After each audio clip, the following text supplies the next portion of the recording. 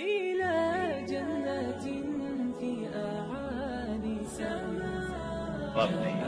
اولاد کی 5 قسمیں یہاں بیٹھے بیٹھے طے کر لیجئے گا کہ میں اس وقت کس قسم سے ہوں. پہلی قسم، والدین جو کہتے ہیں وہ کرتے نہیں، یہ نافرمان اولاد ہے. نافرمانی کی سزا کیا ہے؟ صرف 3 سزائیں یاد رکھیے گا.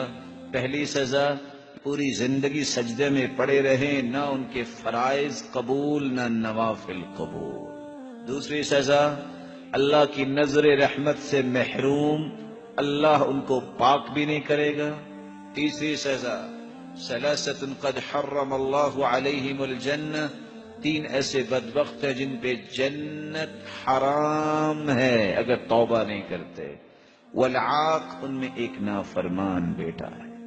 اولاد کی دوسری قسم، بات مانتے تو ہیں جیسے والدین کہتے ہیں، لیکن دل کی خوشی سے نہیں. مجبوری کیا ہے؟ مار پڑے گی، گھر سے نہ نکال دیں.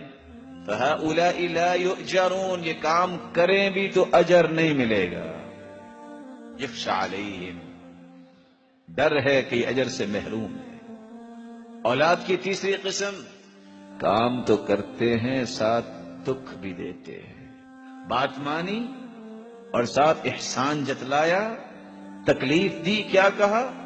میں نے آپ کی وہ بات نہیں مانی تھی، میں نے آپ کا یہ کام نہیں کیا تھا، اس وقت بھی میں آپ پہ یہ خرچ نہیں کیا تھا.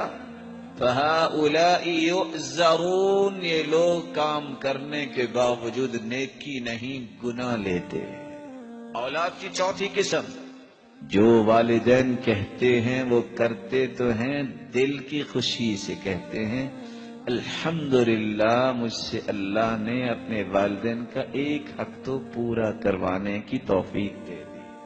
یہ ہیں جن کو اللہ تعالیٰ اجر اور ثواب سے نوازے گا. 5ویں اولاد، الذین یفعلون ما یریدہ الوالدان، والدین کہتے نہیں، والدین کی خواہشات ہوتی ہیں نیکی کی، بلندی کی، رفعت کی.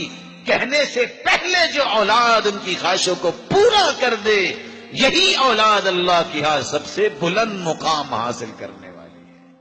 سوچئے ان 5 اولادوں میں سے ہم کس اولاد میں سے ہیں؟ ہر شخص پہچان سکتا ہے. رب ارحم